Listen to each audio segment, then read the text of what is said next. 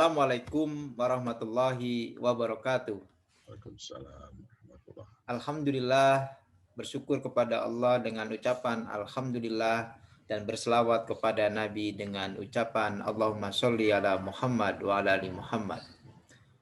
Bapak Ibu peserta Baitul Arqam Muhammadiyah, Kantor Rektorat Universitas Muhammadiyah Jakarta, bersama saya Bambang Irawan dengan narasumber pada materi hari ini tentang pedoman hidup Islami warga Muhammadiyah yang akan disampaikan oleh yang terhormat Bapak Profesor Dr. Haji Agus Suradika, Wakil Ketua Pimpinan Wilayah Muhammadiyah Provinsi DKI Jakarta. Materi tentang pedoman hidup Islami warga Muhammadiyah adalah seperangkat nilai dan norma Islami yang bersumber kepada Al-Quran dan As-Sunnah. Bagaimana warga Muhammadiyah berpedoman hidupnya sesuai dengan tuntunan Al-Quran dan As-Sunnah, baik dalam kehidupan keluarga, masyarakat, berorganisasi, mengelola amal usaha, dan sebagainya. Maka pada materi hari ini, pada seluruh peserta agar dapat memahami dan menghayati dengan benar dan dapat mengamalkan dalam kehidupan sehari-hari sebagai uswah pada lingkungan kerja masing-masing. Baiklah, mari kita sama-sama dengarkan paparan tentang materi pedoman hidup Islami warga Muhammadiyah yang akan disampaikan oleh Pak Prof. Agus Suradika, MPD. Kepadanya dipersilakan. Assalamualaikum warahmatullahi wabarakatuh. Waalaikumsalam warahmatullahi wabarakatuh. Alhamdulillahirrabbilalamin. Wassalatu wassalamu ala asrafil anbiya wal mursalin wa ala alihi wa sahbihi ajma'in. Amma ba'd. Mas Bambang yang saya hormati, seluruh panitia dan peserta Baitul Arqam, tenaga kependidikan, karyawan Universitas Muhammadiyah Jakarta yang insya Allah kita semua dimuliakan Allah Subhanahu wa Ta'ala. Berbahagia sekali saya mendapat kesempatan untuk menyampaikan beberapa hal terkait dengan pedoman hidup Islami warga Muhammadiyah. Bapak Ibu hadirin yang saya hormati, Muhammadiyah itu adalah organisasi yang didirikan oleh Kiai Dahlan. Kita semua dapat memahami, ya, organisasi ini sudah cukup dewasa, bahkan tua untuk ukuran hidup manusia, dan sudah berkiprah pada banyak sekali dimensi kehidupan yang dibutuhkan manusia. Semangat yang dibawa oleh Kiai Dahlan di dalam mengembangkan sayap-sayap Muhammadiyah sudah dapat kita pahami melalui berbagai macam aktivitas pengajian kita. Saya memohon bantuan panitia untuk men-share screen nanti apa yang sudah kami siapkan bahannya, dan itu semua berpanduan pada buku pedoman hidup Islami warga Muhammadiyah yang bisa di-download di Google, dan saya berharap setelah nanti poin-poin penting saya sampaikan, teman-teman semua bisa membaca lebih detail lagi, karena pedoman ini memberi kita arahan, guidance tentang bagaimana menjadi warga Muhammadiyah, menjadi Muhammadi yang mengikuti jejak Rasulullah SAW yang juga disampaikan oleh Kanjeng Kiai Dahlan kepada kita semua melalui berbagai aktivitasnya. Saya persilakan panitia membantu men-share screen bahan yang sudah saya sampaikan. Semangat dalam bermuhammadiyah itu dilandasi oleh Ali Imran 104. A'udzubillahi minasyaitonirrajim, dalam surat Ali Imran ya 104.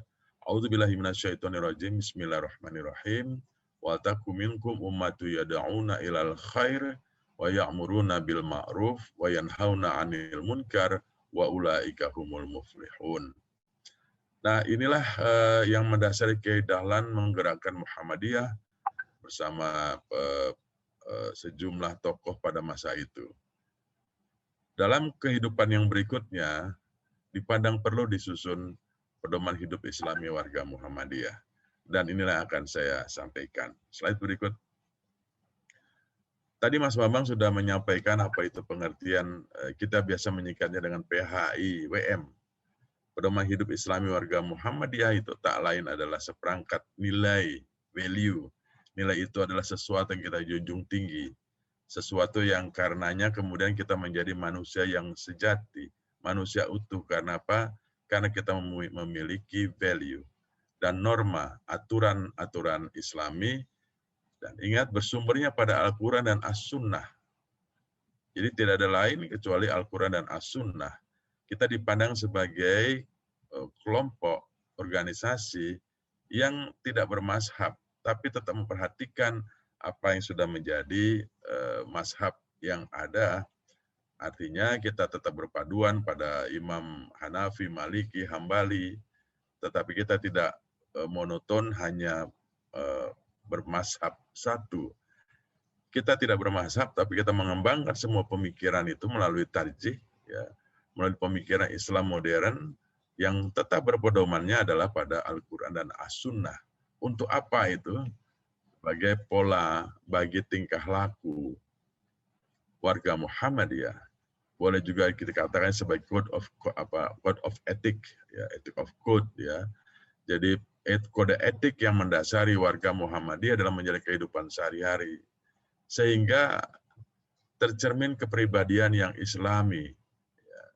Pribadi-pribadi yang Islami inilah yang nanti akan mewujudkan masyarakat Islam yang sebenar-benarnya sebagaimana tujuan Muhammadiyah, menegakkan dan menjunjung tinggi agama Islam sehingga terwujud masyarakat Islam yang sebenar-benarnya. Next, nah dari pengertian ini kita dapat memahami bahwa pedoman ini akan mengarahkan kita pada pribadi yang Islami. Mengapa sih PHIM itu diperlukan? Mengapa pedoman hidup Islam itu diperlukan? Pertama, tidak lain adalah merupakan penjabaran dari keyakinan hidup Islami, dan ini merupakan sesuatu yang diputuskan dalam sidang Tanwir Muhammadiyah di Jakarta tahun 1992, yang lebih menerapkan pada konsep-konsep filosofinya. Nah, faktor yang kedua itu adalah perubahan-perubahan sosial politik dalam kehidupan nasional di era reformasi yang menumbuhkan dinamika tinggi. Ya, jadi tahun 92 kita memiliki konsep filosofinya, tapi pada perubahan berikutnya tahun 98 ada perubahan-perubahan sosial politik termasuk reformasi di sana, tapi menumbuhkan dinamika yang tinggi dalam kehidupan umat dan bangsa serta mempengaruhi kehidupan Muhammadiyah. Faktor yang ketiga mengapa kita memerlukan PHIM itu perubahan-perubahan yang terjadi pada alam pikiran yang cenderung pragmatis. Pragmatis sesuatu dianggap penting, berguna, benar jika dia memiliki nilai guna. Ya. Kalau nggak berguna, ya nggak perlu menjadi perhatian kita. Sangat pragmatis, materialistis. Semua diukur dengan kebendaan dan hedonistis. Semua ditujukan untuk semata-mata mencapai kegembiraan. Bahwa kegembiraan itu tentu saja boleh, tapi kegembiraan hanya untuk kegembiraan, bukan kegembiraan dalam rangka mendekatkan diri pada Allah, ini dilarang dalam bermuhammadiyah. Nah, budaya pragmatisme, materialisme, hedonisme ini menumbuhkan budaya indrawi, kebudayaan yang serba sekuler, prinsip bahagia hanya untuk bahagia, bukan bahagia dalam rangka merekatkan diri pada Allah. Dalam kehidupan modern seringkali terjadi. Itu faktor yang ketiga. Yang keempat, penetrasi budaya dan multikulturalisme yang dibawa oleh globalisasi yang akan makin nyata terasa dalam kehidupan kita. Dan sekarang kita betul-betul merasakan bahwa penetrasi budaya asing itu terjadi luar biasa. Kita lebih bangga menggunakan simbol-simbol dari luar yang tidak mencerminkan simbol-simbol kebaikan dari Islam. Ya. Kita hidup dalam multikulturalisme, kadang-kadang kita terjebak kepada toleransi yang berlebihan, mengesampingkan kepentingan Allah demi adanya kehidupan toleran. Pada toleransi dalam beragama Islam itu sudah diatur, dan yang diajarkan dalam Muhammadiyah itu, yang dibawa oleh Muhammadiyah adalah sikap-sikap toleran, hidup dalam multikultural dengan tetap menjaga prinsip-prinsip akidah. Dibawa oleh globalisasi, kita sekarang sudah menjadi disebut dengan global village, ya. Desa dunia, sekat-sekat negara itu sudah tidak bisa lagi membedakan seseorang itu ada di mana.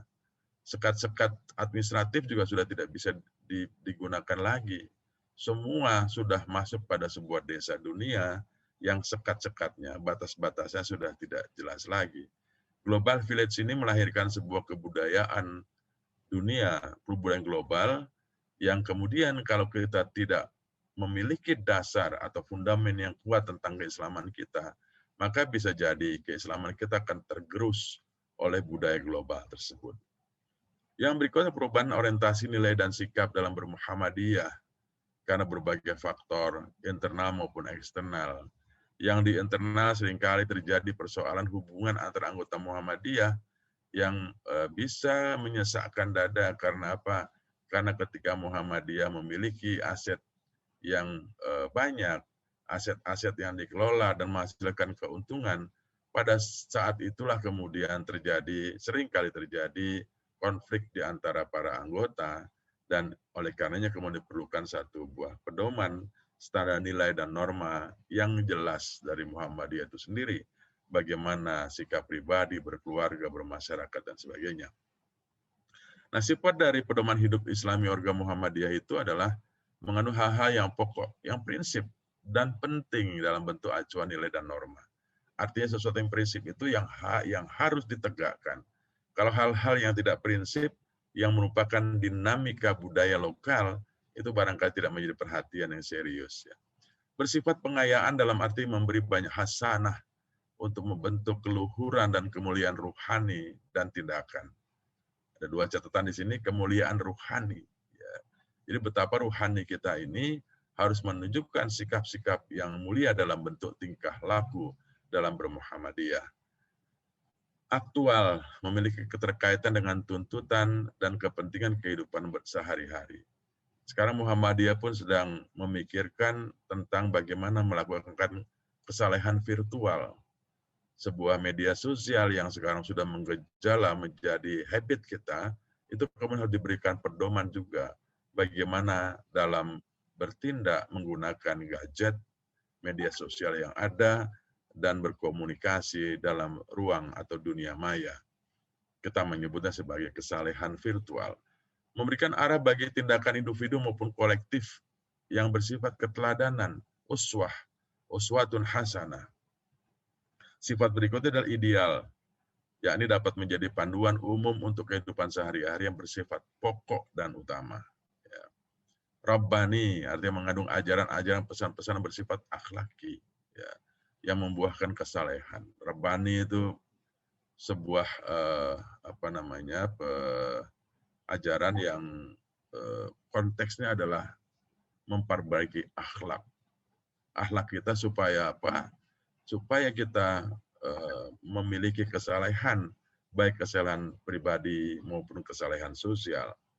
Dan bersifat taisir, yaitu panduan yang mudah difahami dan diamalkan oleh setiap muslim, khususnya warga Muhammadiyah. Inilah sifat dari pedoman hidup Islami warga Muhammadiyah. Berikutnya apa sih konten atau isi dari pedoman hidup Islami warga Muhammadiyah itu? Silakan slide berikutnya. Substansinya itu ada 11 panduan. Ya. 11 panduan yang terkait dengan pertama itu kehidupan pribadi. Diajarkan bagaimana tauhid kita, ya. Bagaimana ubudiyah kita, bagaimana hal-hal yang terkait dengan kehidupan pribadi kita, privasi kita, sholat di situ diajarkan begitu dalam sekali. Jadi kehidupan pribadi itu juga sebagai warga Muhammadiyah tidak bisa mengatakan ini domain private saya. Ketika kita ada di ruang publik yang kemudian bergaul dengan banyak orang, Maka di situ kehidupan pribadi kita juga harus menjadi teladan bagi komunitas warga Muhammadiyah. Maka pribadi-pribadi yang berakhlak tadi yang akan tercermin dalam kehidupan bermasyarakat, bermuhammadiyah, dan kemudian warga Muhammadiyah, aktivis-aktivis Muhammadiyah, diharapkan menjadi teladan bagi warga masyarakat lainnya. Yang berikutnya adalah kehidupan dalam keluarga. Bagaimana membentuk keluarga. Diajarkan juga bagaimana fungsi keluarga sebagai lembaga pertama dan utama dalam pendidikan. Di sana juga diberikan pedoman tentang bagaimana membentuk keluarga yang samawa, sakinah, mawaddah, warahmah. Dan keluarga-keluarga Muhammadiyah diharapkan dapat menggerakkan masyarakat ikut dalam berbagai macam aktivitas kebaikan di masyarakat. Sehingga kemudian warga Muhammadiyah, keluarga-keluarga Muhammadiyah menjadi teladan dalam kehidupan bermasyarakat dan yang dijadikan rujukan bagaimana sesungguhnya membentuk keluarga yang samawa tadi. Kehidupan dalam bermasyarakat juga diatur bagaimana mengatur pola hubungan antar keluarga di sebuah lingkungan, saling memberikan, saling mengantarkan, saling menjenguk jika ada keluarga yang sakit, memberi kabar jika ada keluarga yang terkena musibah, dan membantu lingkungan masyarakat kita dalam kaitannya dengan saling membantu sehingga di antara tetangga dalam bermasyarakat terjadi kehidupan yang rukun dan keluarga Muhammadiyah sekali lagi diharapkan menjadi teladan dalam kehidupan bermasyarakat tadi, menjadi contoh kebaikan yang kemudian ditiru, diteladani oleh warga masyarakat yang lain. Kehidupan dalam berorganisasi. Muhammadiyah itu ada satu dari sekian banyak organisasi yang ada. Nah, bagaimana kita mengatur pola hubungan antara Muhammadiyah dengan organisasi-organisasi lain, itu juga diberikan panduan dalam pedoman hidup Islami warga Muhammadiyah. Yang kelima, kehidupan dalam mengelola amal usaha. Ini sengaja saya kasih warna putih, karena inilah yang nanti akan saya berikan elaborasi dari 13 panduan dalam mengelola amal usaha Muhammadiyah. Yang lainnya silahkan dibaca karena waktunya hanya 30 menit. Jadi saya berusaha untuk mencari substansi yang penting dalam kaitannya dengan kita mengelola amal usaha Muhammadiyah, yaitu Universitas Muhammadiyah Jakarta. Kehidupan dalam berbisnis, ya, diatur bagaimana kita memperoleh keuntungan yang tidak boleh lebih dari takaran yang diatur ya. Kalau kita mengelola sebuah proyek, maka kalau sampai proyek itu diberi harga 2 kali lipat dari modal, itu sudah bukan merupakan pebisnis Muhammadiyah. Karena seorang pebisnis itu memiliki takaran. Di Indonesia diatur maksimal 20% seorang pengusaha boleh memetik keuntungan. Lebih dari itu dianggap sebagai markup. Maka ketika harga sebuah proyek yang hanya 10, lalu dihargakan 20, maka itu sudah berdosa. Mengapa? Dipandang tidak berakhlak karena apa? Mengambil untung lebih banyak dari modalnya, dari keringat yang harus dikeluarkan. Maka prinsip dalam berbisnis di Muhammadiyah itu betul-betul menghindari apa yang disebut dengan markup. 7, kehidupan dalam mengembangkan profesi. Semua kita memiliki profesi. Ada yang berprofesi sebagai dosen, berprofesi sebagai pegawai, berprofesi sebagai lawyer, berprofesi sebagai politisi, dan semua profesi itu diberikan panduan oleh Muhammadiyah. Panduan yang paling pokok adalah bagaimana kita menjadi profesional yang menjaga objektivitas, profesional yang menjaga nilai-nilai kebaikan, profesional yang tidak membohongi masyarakat. Dan ini semua diberikan panduan dalam buku PHIWM ini. Kehidupan dalam berbangsa dan bernegara. Juga pedoman atau buku ini memberikan panduan tentang bagaimana kita hidup dalam berbangsa dan bernegara. Bagaimana ejawantah dari ya ayyuhalladzina amanu atiullah wa atiur rasul wa ulil amri minkum. Fa in tanaza'tum fi syai' farudduhu ilallah wa rasul. Kehidupan dalam berbangsa dan bernegara yang heterogen dan bahkan di dalam kelompok Islam pun terjadi heterogenitas. Nah, kita diajarkan bagaimana dalam berbangsa dan bernegara, mengenal satu sama lain, bahwa kita adalah satu bangsa, agama kita bisa berbeda, tapi kita sudah memiliki satu fundamen dalam berkehidupan bersama, yaitu apa yang disebut dengan Pancasila, yang tidak lain di dalamnya adalah nilai-nilai yang fundamental juga di dalam kaitannya dengan nilai Islam, ketuhanan, persatuan, keadilan, peradaban, musyawarah, keadilan sosial, semuanya itu dijelaskan dalam buku panduan bermuhammadiyah, panduan hidup Islami warga Muhammadiyah ini. Kehidupan dalam melestarikan lingkungan.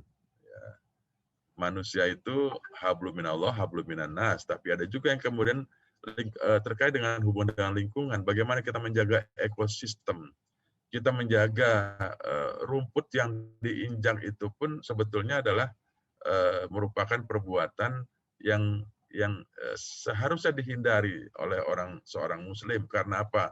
Ketika rumput itu diinjak, kita sedang menginjak kehidupannya. Begitu indahnya Islam dalam kaitannya dengan kehidupan di dunia ini, dan Muhammadiyah memberi panduan tentang bagaimana kita melestarikan lingkungan. Kehidupan dalam mengembangkan ilmu pengetahuan dan teknologi juga diajarkan bagaimana dalam pengembangan ilmu dan teknologi ada aspek yang paling penting, yaitu agama.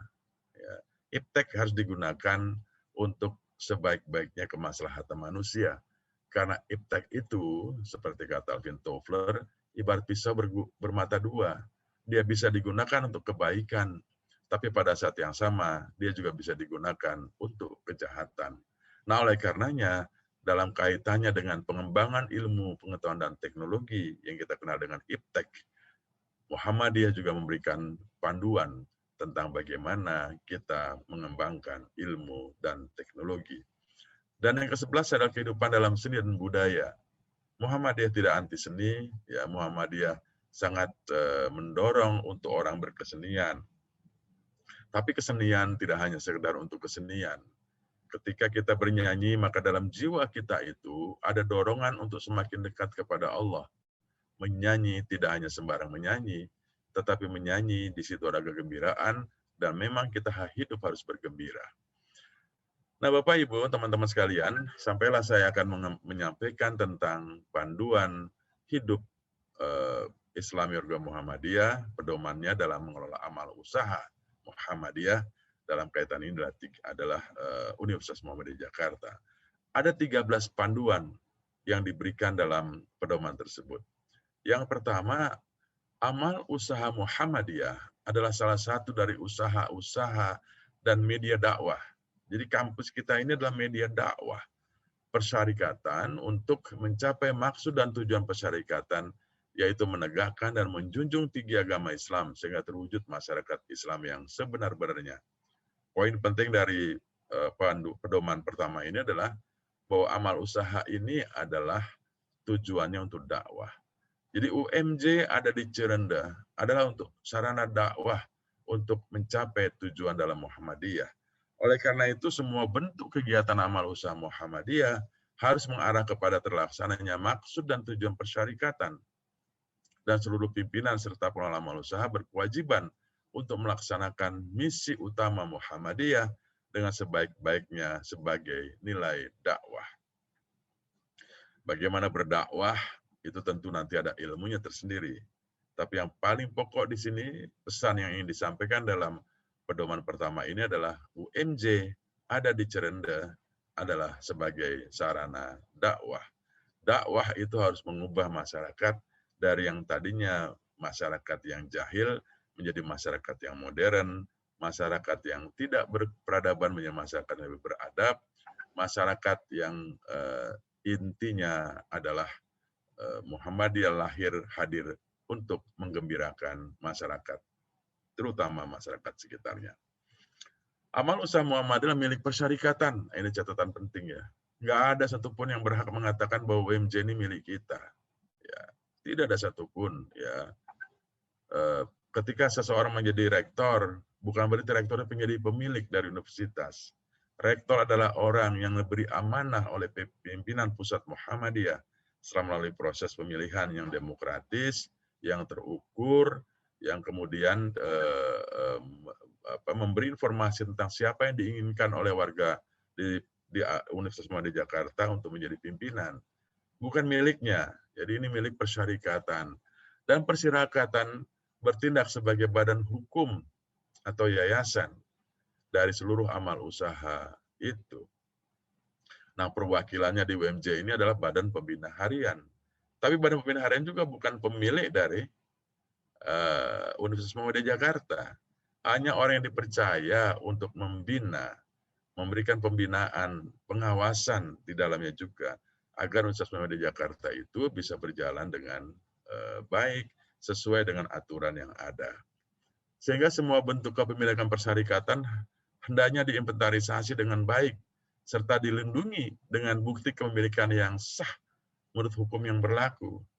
Ya, kita kemarin sudah mengadakan diskusi dengan Ibu Rektor. Ternyata ada sejumlah aset yang masih menjadi namanya itu adalah milik orang, perorangan, bukan berpersyarikatan. Nah, ini akan kita tertibkan dengan semangat bahwa kita diberi amanah untuk menjaga aset-aset Muhammadiyah. Lahan-lahan yang masih belum bersertifikat Muhammadiyah akan segera disertifikasi. Supaya apa? Sebagai orang yang diberi amanah, betul-betul kemudian tadi itu menjaga, melindungi dengan bukti kepemilikan yang sah. Ya. Kalau masih nama orang lain, itu artinya sebagai pimpinan lalai di dalam mengelola itu. Maka penting sekali bagi kita para karyawan untuk mencatat. Nah, ini prinsip ISO kan, catatlah apa yang ada dan apa yang ada juga dicatat gitu. Karena itu setiap pimpinan dan pengelola amal usaha Muhammadiyah di berbagai bidang dan tingkatan berkewajiban menjadikan amal usaha dengan pengelolaannya secara keseluruhan sebagai amanah umat yang harus ditunaikan dan dipertanggungjawabkan sebaik-baiknya. Saya stressing di situ, apapun posisi kita harus bisa mempertanggungjawabkan yang kita lakukan dengan sebaik-baiknya. Posisi di Muhammadiyah itu tidak penting, apakah menjadi rektor, menjadi dekan, menjadi kepala biro, menjadi kepala subbagian, menjadi kepala bagian. Tidak penting posisi itu, yang paling penting adalah bagaimana kita menjaga aset-aset Muhammadiyah dan kita pertanggungjawabkan dengan sebaik-baiknya fid dunya wal akhirah.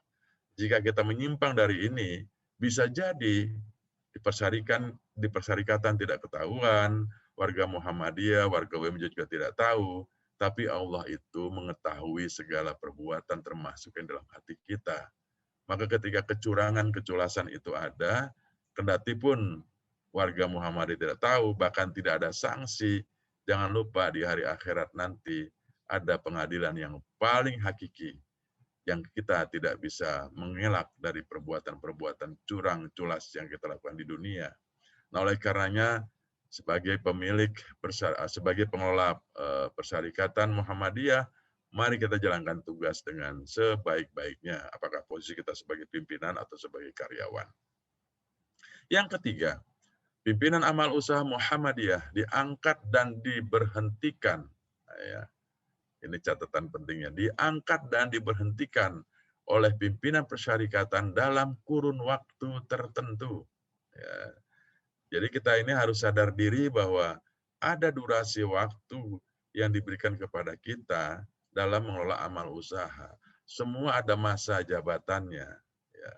Dan dalam kaitan itu maka ketika masa jabatan akan habis, kewajiban kita untuk mempersiapkan pengganti atau jika mungkin memungkinkan kita masih ada dalam kesempatan yang dibolehkan berdasarkan peraturan yang ada, maka kita boleh ikut kembali dalam proses election people yang diatur di dalam peraturan universitas. Dengan demikian, pimpinan amal usaha dalam mengelola amal usahanya harus tunduk kepada kebijaksanaan persyarikatan. Nah, ini catatan penting ya. Tunduk kepada kebijaksanaan persyarikatan. Jika sudah ada perintah dari persyarikatan, laksanakanlah. Ya. Dan tidak menjadikan amal usaha itu terkesan sebagai milik pribadi atau keluarga. Ya. Milik pribadi atau keluarga. Artinya apa? Milik pribadi mengelola universitas seenaknya. Ya. Dan milik keluarga, semua keluarganya tanpa melalui proses sebagaimana yang diatur, ya, ikut mengelola. Ya. Itu terjadi sebuah perguruan tinggi, ya, bukan di UMJ, ya, ada pimpinan, lalu uangnya dititipkan di istri, padahal istrinya bukan bendahara universitas misalnya. Jadi ini harus betul-betul ditegaskan dalam konteks ini bahwa UMJ itu bukan milik pribadi atau milik keluarga. Nah, jika itu dilaksanakan, maka nggak terjadi fitnah dalam kehidupan dan bertentangan dengan amanah. Yang keempat, silahkan. Pimpinan amal usaha Muhammadiyah adalah anggota Muhammadiyah. Maka persyaratannya kalau mau menjadi ketua prodi, menjadi kepala biro, menjadi kepala bagian, ya, menjadi pegawai bahkan, ya, itu harus memiliki kartu anggota Muhammadiyah. Ya, yang mempunyai keahlian tertentu di bidang amal usaha tersebut. Ya. Jadi sesuai dengan keahliannya, ya. Kalau ahlinya di bidang perbengkelan, ya masuk di bengkel. Ahlinya sebagai dosen, ya di dosen. Ya. Ahlinya sebagai pengelola pentata usaha, ya di tata usaha. Ya. Tapi kalau sudah memiliki ketentuan khusus untuk beralih fungsi, dibolehkan sebagaimana peraturan. Jadi boleh saja pegawai jika sudah jadi doktor mau menjadi dosen, dia bisa mengikuti proses seleksi melalui fit and proper test. Kalau dinyatakan lulus, dia bisa pindah ke dosen. Begitu juga dosen yang mungkin sudah jenuh menjadi dosen, ya. Lalu kemudian tenaganya masih dibutuhkan, dia bisa beralih menjadi tenaga tata usaha. Karir planningnya sudah ada, karir path-nya sudah ada, perencanaan kepegawaiannya dan perencanaan dan jalur path, career path itu jalur karirnya sudah ada. Nah, karena itu status keanggotaan dan komitmen pada misi Muhammadiyah menjadi sangat penting bagi pimpinan tersebut, agar yang bersangkutan memahami secara tepat tentang fungsi amal usaha tersebut bagi persyarikatan dan bukan semata-mata sebagai pencari nafkah. Nah, catatannya ya. Jadi buat kita semua ini, semata-mata bukan sebagai pencari nafkah. Tidak itu ya. Kita dalam rangka beribadah ya. Maka dalam kaitan itu ya, kita juga harus peduli dengan tugas-tugas dan kepentingan-kepentingan persyarikatan. Aktiflah di organisasi di persyarikatan. Kalau Anda seorang kepala biro, ya minimal aktif di pimpinan daerah ya, di pimpinan wilayah ya. Dengan tidak menafikan juga bisa menjadi pimpinan ranting. Dan itu paling mulia adalah di pimpinan ranting. Jadi setelah ikut Baitul Arqam ini, saya berharap teman-teman semua aktif di Muhammadiyah. Dimanapun Anda tinggal ya. Tinggal di Ciputat, ya aktif di Ciputat. Kalau aktif di amal usaha dan kegiatan kamu itu sudah biasa. Tapi Anda misalnya tinggal, teman-teman ada yang tinggal di Depok, ya aktiflah di Muhammadiyah Depok, sebagaimana dicontohkan Warek 4 ya. Beliau di Depok menjadi salah satu pimpinan. Aktif di Ciputat, ya aktiflah di Ciputat. Rumah di Ciputat, tinggal di Ciputat, aktiflah di Ciputat. Saya tinggal di Kebayoran, ya saya aktif di cabang Kebayoran, di samping juga di pimpinan wilayah Muhammadiyah. Yang kelima, pimpinan amal usaha Muhammadiyah harus dapat memahami peran dan tugas dirinya dalam mengemban amanah persyarikatan. Jadi semangat dengan demikian semangat amanah tersebut ya, maka pimpinan akan selalu menjaga kepercayaan telah diberikan oleh persyarikatan dengan melaksanakan fungsi manajemen perencanaan, pelaksanaan, dan pengawasan yang sebaik-baiknya dan sejujur-jujurnya. Nah ini ya, kata penting ya. Kita memahami bahwa Muhammadiyah itu bukan organisasi negara, sehingga seringkali ada pertanyaan, mengapa kalau orang sudah melakukan kesalahan tidak diberikan hukuman pidana? Ya. Bagi kita membawa persoalan ke ranah hukum itu adalah hal yang sangat mudah. Tetapi konteksnya Muhammadiyah itu menekankan pada dua persoalan, dua hal, ya, dua value, dua nilai penting yaitu pengawasan yang sebaik-baiknya dan sejujur-jujurnya. Ya. Jadi kejujuran itu menjadi persyaratan penting untuk menjadi pimpinan di amal usaha Muhammadiyah. Jujur. Kalau kita tidak jujur, percayalah akan menjadi cibiran orang, menjadi fitnah, dan kita paling tidak akan merasakan sebuah guilty feelings, perasaan berdosa. Walaupun tampak di muka orang tidak merasa berdosa, tapi percayalah hati nurani tak akan bisa dibohongi. Maka marilah kita mengelola amal usaha UMJ yang sudah diberikan amanah kepada kita ini dengan prinsip kejujuran dan pengawasan yang sebaik-baiknya. Yang ketujuh, yang keenam ya. Pimpinan amal usaha Muhammadiyah senantiasa berusaha meningkatkan dan mengembangkan amal usaha yang menjadi tanggung jawabnya dengan penuh kesungguhan. Jadi begitu diberi amanah sebagai apapun, laksanakanlah amanah itu. Dan kadang-kadang dalam melaksanakan amanah, kita seringkali bergesek kepentingan, itu hal biasa. Tetapi penghargaan, rasa hormat kita pada orang, kendatipun kita berbeda pandangan, itu harus tetap dijunjung tinggi. Bisa jadi suatu saat saya akan berbeda pendapat dengan si A, si B, si C. Bukan hanya berbeda pendapat, barangkali saya memusuhi dalam konteks tugas, tidak memusuhi dalam konteks kemanusiaan, dalam hubungan antar teman. Tapi dalam tugas bisa jadi kebencian itu muncul karena apa? Ada perilaku yang tidak jujur, perilaku yang tidak etis, sehingga kemudian kita perlu memberikan teguran, dan itu kemudian membuat gesekan-gesekan. Itu konsekuensi logis, tetapi semangat persahabatan, kekeluargaan tidak boleh luntur, tidak boleh lebur karena persoalan perbedaan itu. Dalam konteks melaksanakan tugas sangat mungkin terjadi gesekan tersebut. Maka kesadaran tentang pentingnya amanah itu menjadi sangat penting dalam kaitannya dengan mengelola amal usaha Muhammadiyah. Pengembangan ini menjadi sangat penting agar usaha senantiasa dapat berlomba-lomba dalam kebaikan. Fastabiqul khairat, ya, guna memenuhi tuntutan zaman. Zaman yang terus berubah, maka kita harus senantiasa berusaha meningkatkan dan mengembangkan amal usaha Muhammadiyah dengan sungguh-sungguh. Pedoman yang ketujuh, karena setengah jam saya harus agak cepat dikit, sebagai amal usaha yang bisa menghasilkan keuntungan, ya, kita punya profit. Dan Muhammadiyah itu profitabilitas dari universitasnya cukup tinggi, ya. Maka pimpinan amal usaha Muhammadiyah berhak mendapatkan nafkah, ya, itu ya. Jadi bukan hanya pimpinannya, ini semua ya.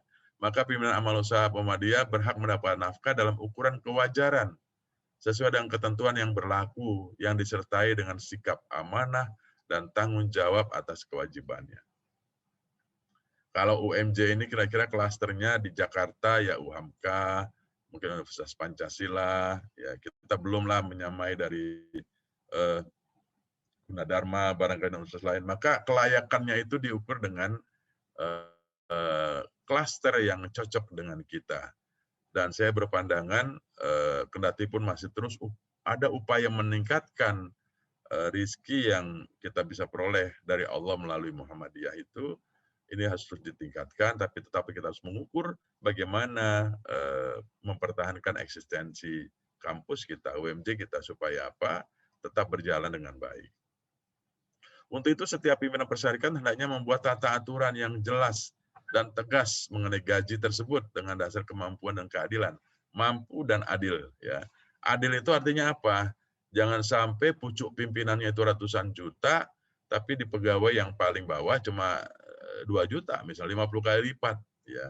Idealnya itu ya 14-15 kali lipat dari rentang struktur yang ada. Nah, ini sedang digarap sekarang, ya. Saya ikut dalam proses penyusunan remunerasi dari pegawai universitas.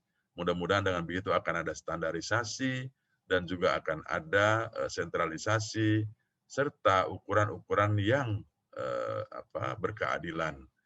Nah, ini saya kira usaha keras yang sedang dilakukan oleh pimpinan universitas sekarang, kita doakan bisa segera tercapai. Dalam pekan ini pun kita akan membahas mengenai standarisasi dan pedoman remunerasi tadi.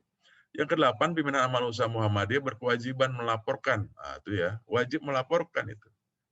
Jadi selesai masa jabatan, laporkan. Dalam proses laporan annual report dibikinkan laporan wajib ya, termasuk pengelola amal usaha yang ada di dalamnya seperti Lazis ya, Lazismu itu DKI dipandang paling buruk laporannya. Karena apa? Karena amal-amal usaha di bawahnya itu tidak melaporkan, sehingga kemudian seolah-olah pendapatan zakat di DKI Jakarta itu rendah, padahal karena ketiadaan laporan. Nah, pimpinan amal usaha Muhammadiyah termasuk di dalamnya Universitas Muhammadiyah Jakarta wajib melaporkan pengelolaan amal usaha yang menjadi tanggung jawabnya, khusus dalam hal keuangan kekayaan kepada pimpinan persyarikatan siap bertanggung jawab dan bersedia untuk diaudit.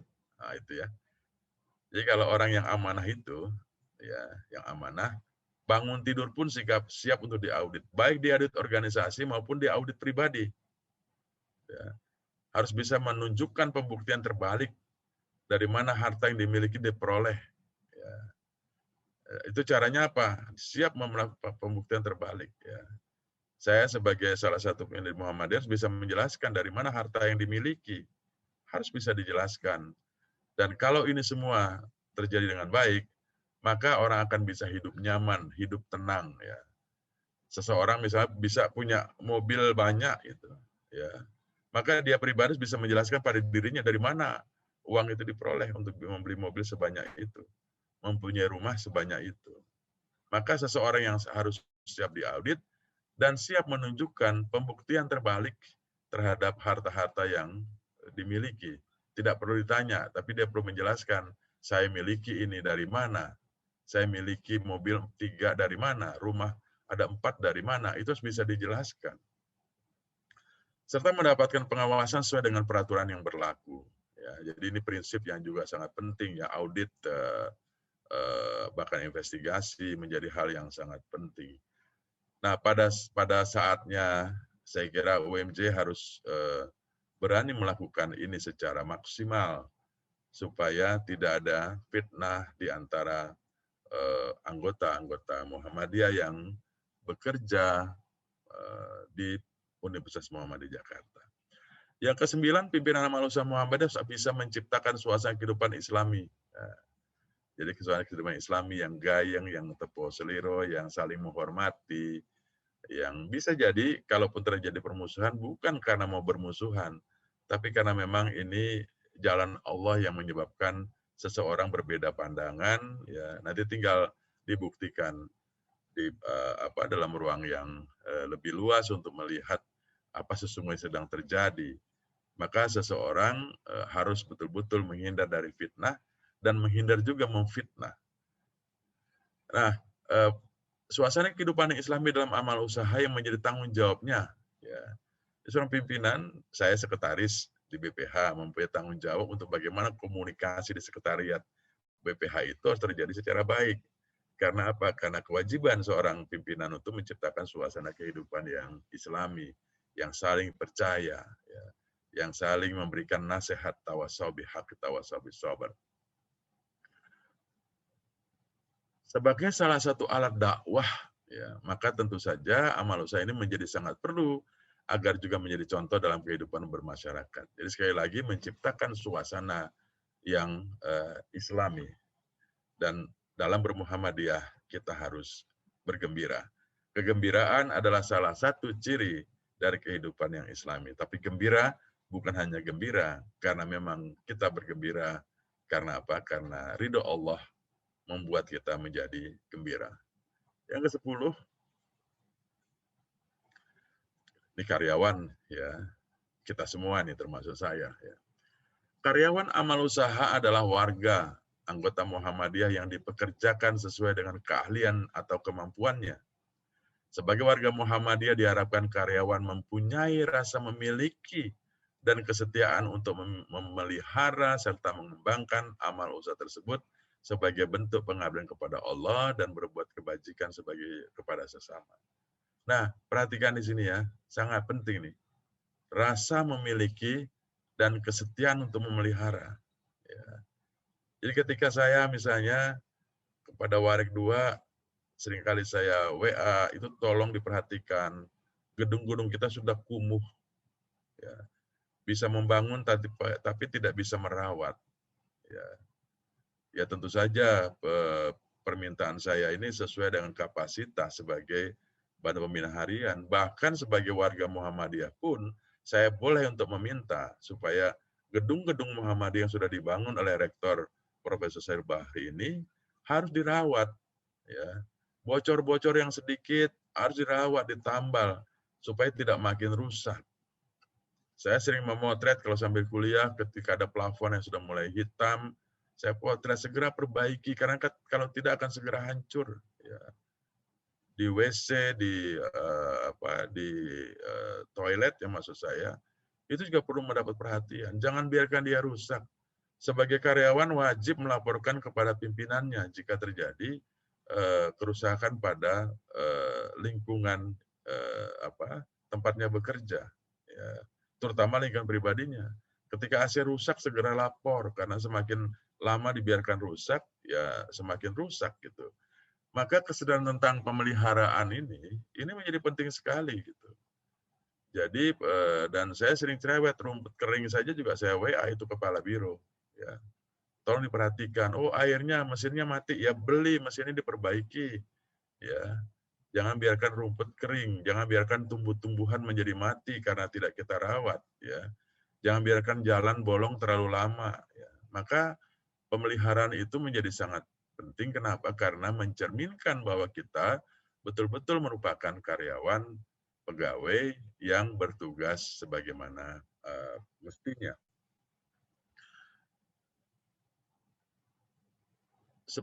Belum, masih 10, tolong back. Sebagai karyawan dari Amal Usaha Muhammadiyah tentu tidak boleh terlantar. Nah ini ya, ini penting, haknya juga harus diperhatikan. Semua pimpinan memperhatikan ini. Sebagai karyawan dari Amal Usaha Muhammadiyah tentu tidak boleh terlantar dan berhak memperoleh kesejahteraan dan memperoleh hak-hak lain yang layak tanpa terjebak pada rasa ketidakpuasan, kehilangan rasa bersyukur, melalaikan kewajiban dan bersikap berlebihan. Kemarin ketika ada COVID, ya, saya gembira sekali karena akhirnya muncul juga surat rektor tentang bantuan yang diberikan pada penderita COVID. Bagi orang yang memiliki pendapatan lain, rasanya menghadapi itu nggak jadi soal. Tapi kalau bagi mereka yang bekerja hanya di UMJ, tidak punya misalnya pendapatan lain daripada sebagai pegawai, maka 14 hari isolasi mandiri itu merupakan sebuah hal yang membuat kita menderita. Maka saya gembira karena pimpinan universitas cukup peka mengenai ini, dan kemudian kepada mereka yang isolasi mandiri, yang melakukan swab dan sebagainya, itu biayanya diganti oleh universitas. Ini merupakan satu hal yang terkait dengan hak memperoleh kesejahteraan. Usaha-usaha untuk meningkatkan pendapatan pegawai pun, karyawan pun harus terus diusahakan. Karena apa? Setiap karyawan memiliki hak dan kewajibannya. Ke-11, seluruh pimpinan dan karyawan atau pengelola amal usaha Muhammadiyah berkewajiban dan menjadi tuntutan untuk menunjukkan keteladanan diri. Ya. Jadi suatu hasanah, melayani sesama. Ya. Jadi siapapun yang membutuhkan pelayanan antar biro, ya, antar bagian, ya, antar dosen dengan sekretariat. Tidak perlu dosen berteriak kapan pangkat saya naik ini, ya. Tetapi dengan sigap di bidang SDM memeriksa, oh dosen ini sudah harusnya naik pangkat gitu. Terlalu lama ini ada di jabatan lektor, nggak naik-naik menjadi lektor kepala. Atau terlalu lama jabatan lektor kepala untuk menjadi guru besar. Maka yang berwenang dalam kaitan ini harus segera menginformasikan dan rektor menggerakkan supaya orang cepat naik pangkat. Begitu juga dalam kaitannya dengan hak orang untuk menjadi pegawai tetap. Kalau dia sudah mengikuti persyaratan untuk sebagai pegawai tetap, layanilah dengan baik.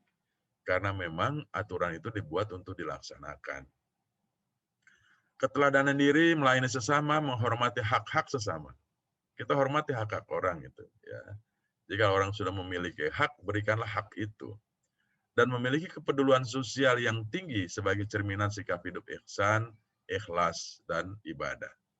Ini nilai pentingnya, value-nya ihsan, berbuat baik, ikhlas, mukhlis, ikhlas, dan ibadah. 3 konsep dasar dalam Islam yang kalau kita laksanakan, maka kita akan bergembira sebagai warga Muhammadiyah yang bekerja di amal usaha Muhammadiyah.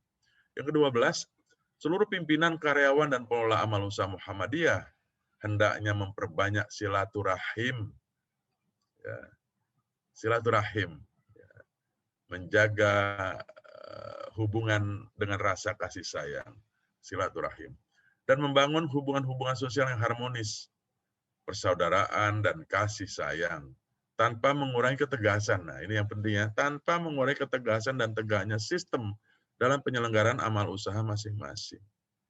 Jadi walaupun tegak aturan ditegakkan, silaturahim itu tidak boleh putus. Tetap saling menyapa, paling tidak saling WA, saling memberi kabar. Ya.